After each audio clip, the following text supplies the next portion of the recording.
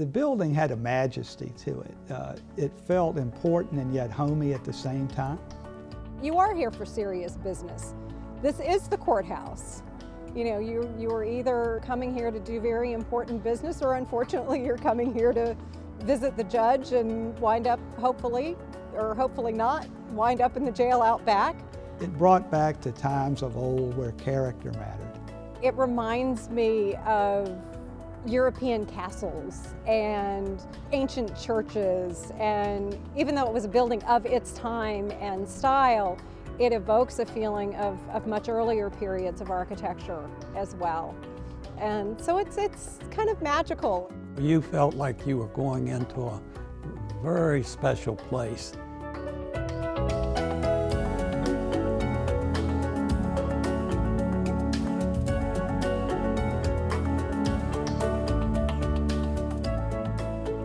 The old county seat, with its centerpiece, the courthouse. The building's very purpose is to provide a space for the implementation of justice and the settlement of disputes. But it, and the land beneath it, was the subject of intermittent dispute for nearly 2.5 centuries. The Victorian marvel that stands today at the corner of 22nd and Main in Richmond, built in 1896, is the third Henrico courthouse to be situated there, and is a grand statement of Richardsonian Romanesque revival architecture designed by the prolific German immigrant architect Karl Rohrmann. Richardsonian architecture was really very unusual and not a typically Southern architecture. More associated with major cities, and particularly major northeastern cities. Henry Hobson Richardson, who the style is sort of named after, was a Boston architect, and it was a very limited style because it was very, very expensive to build because of the stone and the heavy brickwork. It was long before we were doing brick veneer, so it was a very expensive style, so it was really reserved for grand public buildings. Apparently, the initial plans were a bit too grand for a number of prominent citizens of the day. Backing an injunction bill which sought to block construction were notable captains of industry with names like Ginter, Bryan, Patterson, and Cousins. They contended that the new courthouse was, quote, wholly unnecessary, that the location was undesirable from every point of view, and that the county seat should be in the county, unquote. In short, that the supervisors had no legal right to build it there. Their claims weren't entirely without merit. After all, the courthouse had been located in the city of Richmond since its incorporation as an independent city in 1842. There was yet another factor that would effectively guarantee that any move made by the county leadership would generate controversy. But the need for action was no secret. The Board of Supervisors publicly discussed the issue of building a new courthouse at a January 1895 meeting, during which they also agreed to pay 20 cents apiece for hawk scalps. While the airborne threat to Henrico's poultry by so-called chicken hawks must have been a pressing issue, what to do about the courthouse was most certainly of burning concern. Fire had twice damaged the building in November of 1894, setting off debate between remodeling the existing structure, which had also been badly damaged in the evacuation fire of April 1865, or starting anew, but on an awesome scale. I would think that the mindset would have been, by choosing this architectural style, was to convey the importance of this building and the importance of the site, and that the county could do this, that it was something that was financially feasible for the county to do, to build this type of grand building. Most of what we see around this building now was not here, and most of what it was surrounded by were two-story commercial storefronts and houses. So its scale and its grandeur were in sharp contrast to what was around it. So it really did make a statement. It did not blend in. And I think it was intended to send this notion that the county was in very good standing, that it was very solid, and that's what this style is all about. Undermining the strength and style of the new building was the deed to the property itself. The conditional language it contained was one of the primary grievances voiced unsuccessfully by the opponents in early 1896. Supervisors Heckler, Fraser, Browning, and Rose ultimately got their way, although the total price was capped at $20,000, down from an initial proposal to spend upwards of double that amount. The source of the most enduring controversy was not the cost, however. It was what is known as a habendum, or possibility of reverter clause, that was penned on October 19, 1751, between James Cock and William Randolph III, acting on behalf of Henrico County as Commissioner of Peace. The unique aspect of this deed, particularly as far as Henrico County is concerned, was that it contained a provision called a possibility of reverter, which means simply that if Henrico County, if and when it ceased using that property as a courthouse, then by the very terms of that deed, it was as if the deed had never existed. The property went back by operation of law to the grantor, in other words, to the seller, which was the Cock family. So in lay terms, it just reverted back, literally, almost like on rewinding the tape. The purchaser, the county, would never have consented to that, but that they were getting a bargain. And they were not looking the horse in the mouth. The old saying about not scrutinizing what was essentially a gift may have compelled the county's representative in 1751, but the acceptance of those terms would have long-lasting implications. The transfer was sealed with only £5 in the currency of the day. With that, Henrico owned the lot, or at least had secured its use, as long as it was the site of the county's courthouse. No one in 1751 could have foretold the growth of Henrico, or Richmond for that matter, in the coming centuries. When the county's courthouse was moved from Verina to the newly incorporated town of Richmond, the Revolutionary War was still more than 2 decades away. The succession of buildings on the half-acre at 22nd and Main remained the base of county governance and justice through times of war and times of peace, through the implementation of the county manager form of government, and through repeated annexations of county land by Richmond. It was the center of the county, actually, the old courthouse, because for years the administration as well as the courts were in that building. It really, to me, typified it was Henrico County. And in fact, even though geographically it sat in the city of Richmond, you know, the Virginia General Assembly had actually passed a law that carved that out as Henrico County, which of course they had to do so that when people went to the Henrico courthouse, you were actually in Henrico. And that was done for a couple reasons, primarily so that people who were tried of criminal offenses could be tried in the Henrico courts, because otherwise, if it was the city, there would be defense lawyer arguments of improper venue and that sort of thing. But it was central. It was there surrounded by the jail on the one hand, and you had the juvenile courts, which were a little bit further east. I think they were closer to 24th or 5th Street. So this was almost the epicenter of the county, what I call the county seat back then. Virginia, already with its unique system of the counties, cities, and towns being independent of one another, here you actually had a county that was beyond its natural borders, and yet then had this small island, if you will, in the middle of the city of Richmond by legislative fiat. Well, the interesting thing is the parking lot backed up to an alley, and the alley was in the city of Richmond. Whenever there was an infraction on the parking lot, you called Henrico police. People would back into a power pole all the time in the parking lot, and the street light would fall down. You could not call Henrico, you had to call the city police because the light was in the city of Richmond. So there were interesting things like that of being in the city and yet being a part of the county. The county administration was in that complex, in the old courthouse, county manager's office when it became county manager form of government in 1934, and they stayed there until, to the best of my knowledge, the 50s, when the county administration building was built and moved to 21st and Main Street. At that time, all of your general government, well, most of all your general government functions were there.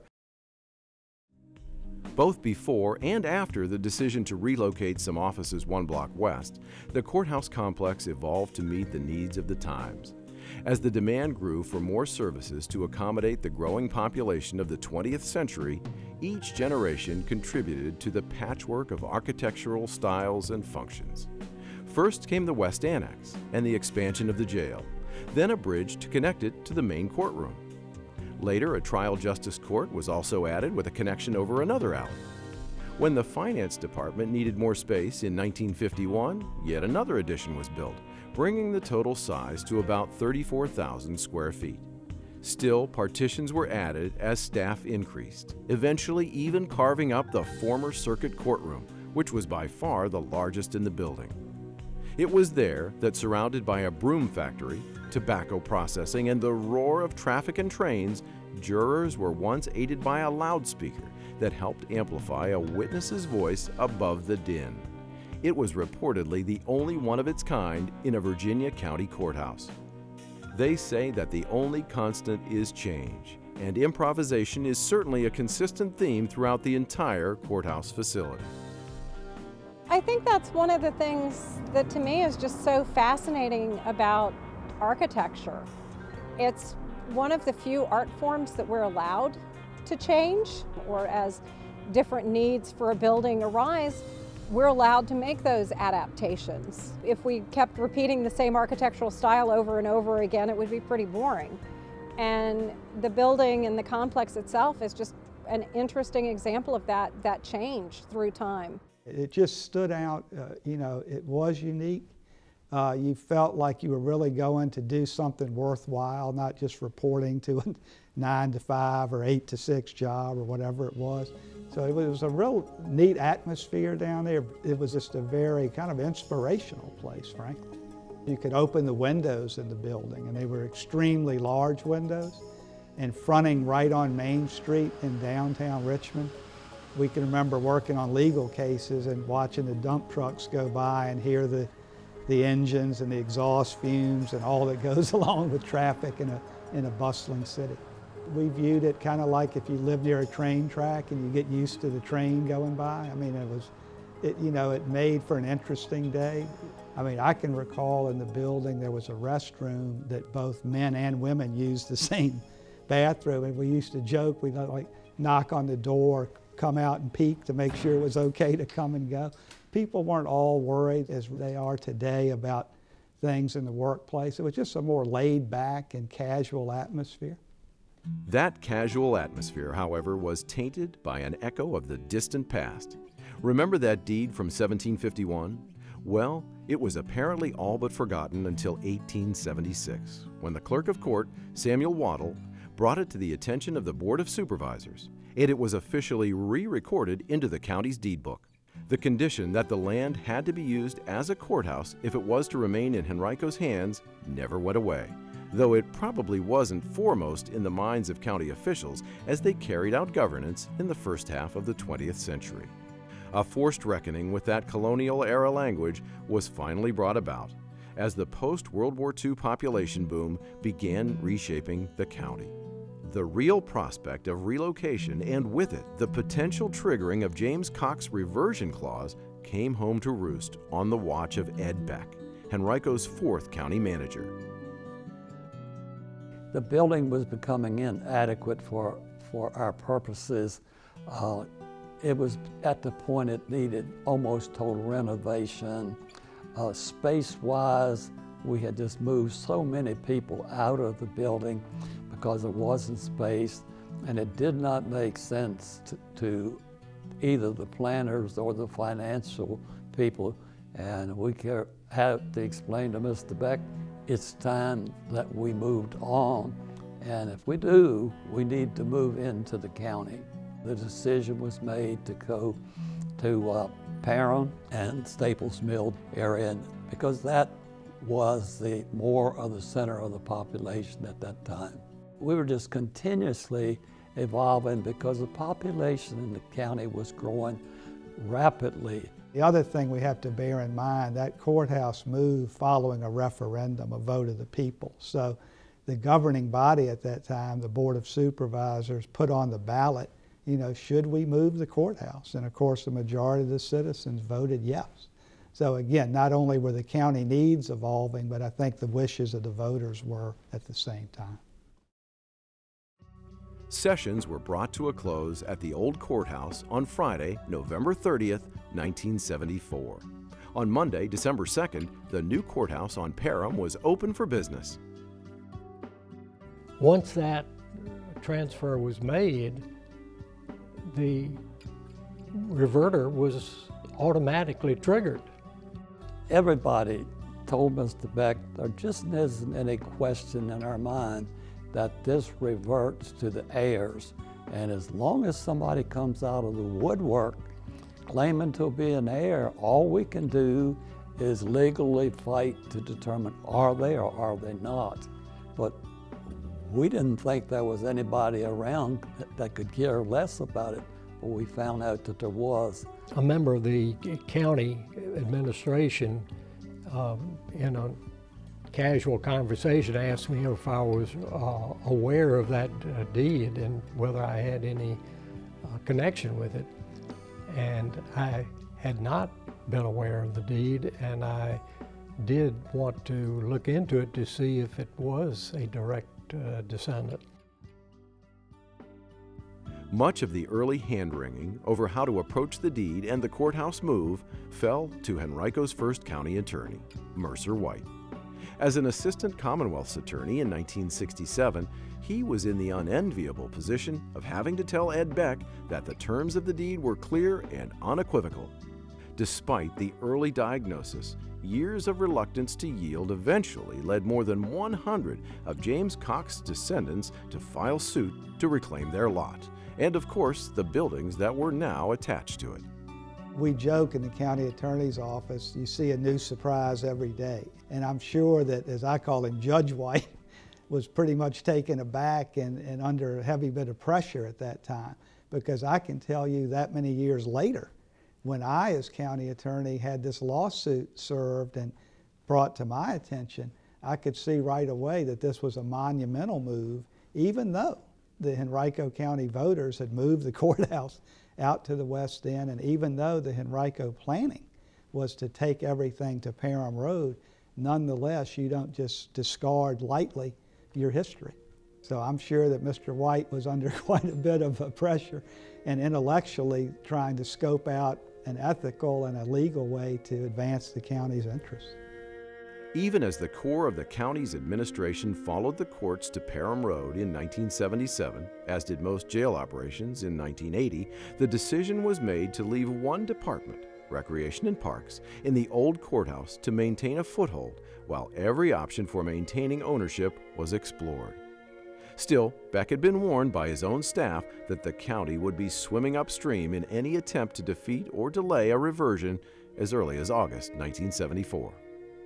His feelings were so strong. Mr. Beck was convinced that building was ours.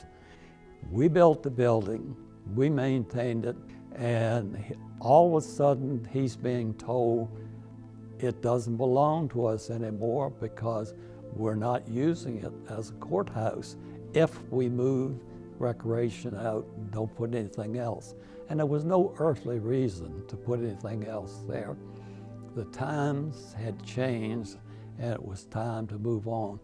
But Mr. Beck realized that without getting something for that, all we had was the use of it all those years. And we had paid, in many ways, dearly for it in the construction and the maintaining of it over the years. So it was like having somebody take your house that you've lived in all of your life, so to speak. And especially since we own 21st and Main, lock, stock, and barrel, so we sold it. And Mr. Beck sold it at the best price he could possibly get out of it. And doing that and walking away from the courthouse with nothing, it just didn't set with his style of economics. There never was a sense of, oh boy, we've hit pay dirt. It was being a lawyer, and having an emphasis with real estate.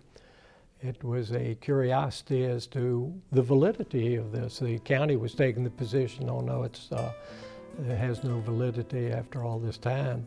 It took on a matter of intense interest, and to the point of finding out if anybody else was interested in it. And upon finding some significant support, we decided to proceed. From time to time, the county would receive letters, communications saying, you know, kind of giving the hint, you better start getting out of there. And even as I started working for the county and then became county attorney in 1982, it wasn't until 1984 that the real formal threat arrived in the form of a lawsuit. In July 1988, Henrico withdrew its objection and settled the case with the James Koch Memorial Foundation. Recreation and Parks moved out, as did the contingent of the Sheriff's Department that had remained. The original indenture's unusual clause had come to fruition 237 years after it was penned. Henrico paid $5,000 in what was effectively back rent as part of the settlement. That little island of Henrico in the city would eventually dissolve back into Richmond, since the business of county government there had ended. The question of what next for the jumble of buildings was out of Henrico's hands. When we took over the responsibility for maintaining the property, a strong wave of reality came upon me. And at that time, the market for commercial property in that area was, well, soft. So after a couple of years of it having been on the market, we decided to put it up for auction. On November 19, 1992, the Courthouse complex was sold to Kim Zimmerman, a local auto and antiques dealer whose winning bid of $310,000 secured a piece of history and a giant restoration project. The proceeds of the sale were distributed among more than 700 of James Koch's descendants. I just thought it'd be interesting to go watch part of history, because not too often do you see a courthouse up for auction. And so I just rode down and ended up buying it. A lot of it relates back to my business I've been in all my life, in the automotive business. I came up on collector cars and antiques and just things that are part of history. And I could see that in this. And that's another reason I wanted to preserve it so it wouldn't go away. I did everything back original. I didn't replace any windows, took them out, stripped them down, just redid everything that was here, trying to keep it as original as possible. I pretty much did it all myself with a helper or two, different helpers at times. Some days I'd come in here and stand there and look around and just get in a daze and have to leave. Couldn't even work on it. It was that overwhelming. I mean, it seemed like you could never get any headway, you could never finish. I mean, it was so time consuming between stripping everything, the woodwork, the ceilings falling in. I mean, it was very deteriorated, and it was in horrible, horrible shape.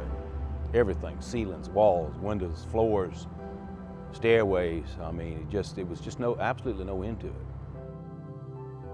In some areas of the complex, time has stood eerily still, as it must have felt to the inmates in cell 26, where the tick marks documenting a sentence still remain. Even the pen that was used appears to lie exactly where it was left, on a floor now peppered with fallen paint chips. Coming back down here is very interesting, because I've always wanted to come back down here again and see what it looks like inside and everything, but it's sort of depressing looking to me now to see all the walls, see all the paint cracking and everything. It's sort of depressing looking at it now to what it was back then. For being an old jail, it was a clean jail back then.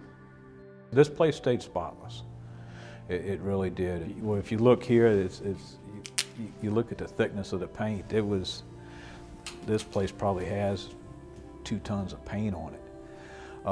You know, there was constant painting going on. Of course, by being metal, it would, you know, it was like on a ship. You'd have to, you know, you have to chip and paint, and just to keep the sanitation up. And you know, they'd mop 3 or 4 times a day, and you know, you'd have 2 or 3 guys in one cell with one toilet and one sink, and that's the way you lived. And you know, they could come out here and listen to the radio or, you know, watch TV. But at nighttime we'd lock down. But I believe it was about 10 o'clock at night would be lockdown time. So what we'd do, we'd tell them close your doors. They'd close the doors, and we'd go there and push the bars down. And then we'd come put Yale padlocks.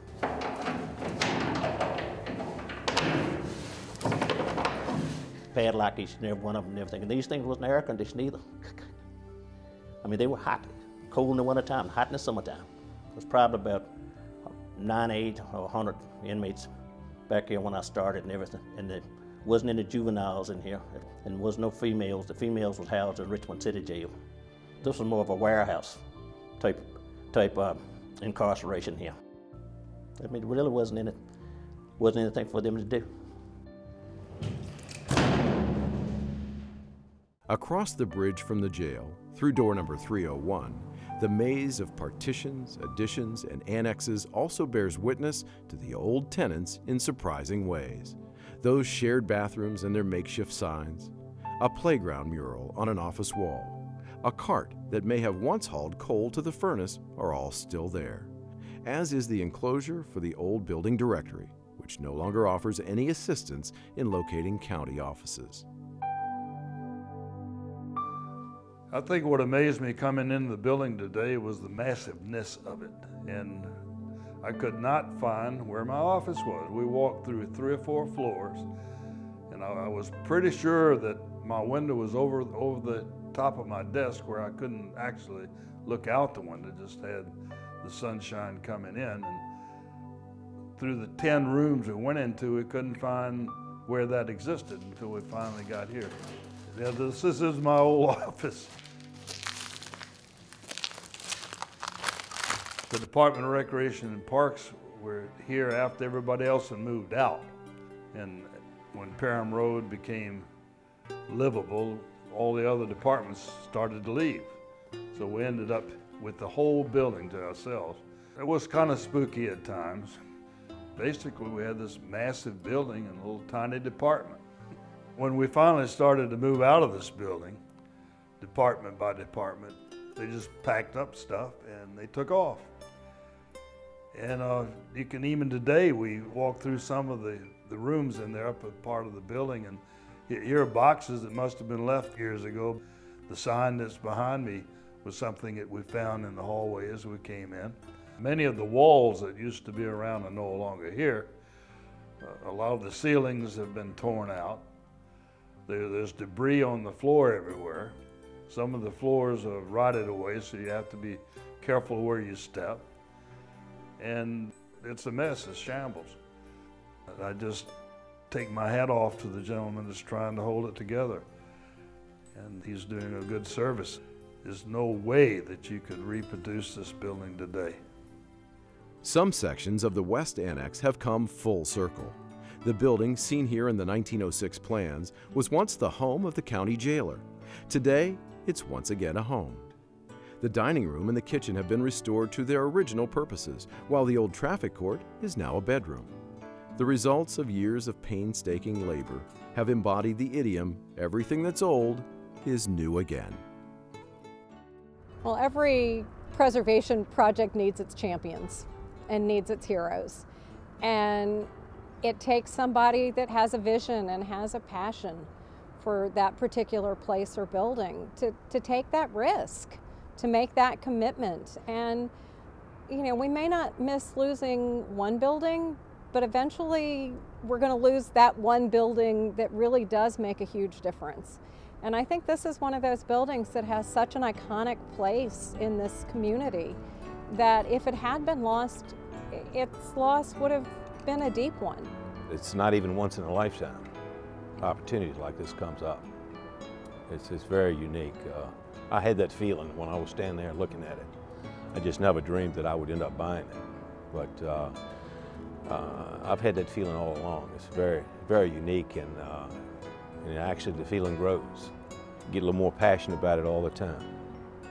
I'd never want anything to happen to it. And as structurally sound as it is now, the roofs and watertight and everything that's been done, it'll be here long after we're gone. I'd say Mr. Beck's looking down and saying, thank you. I appreciate what you've done with my building, my building.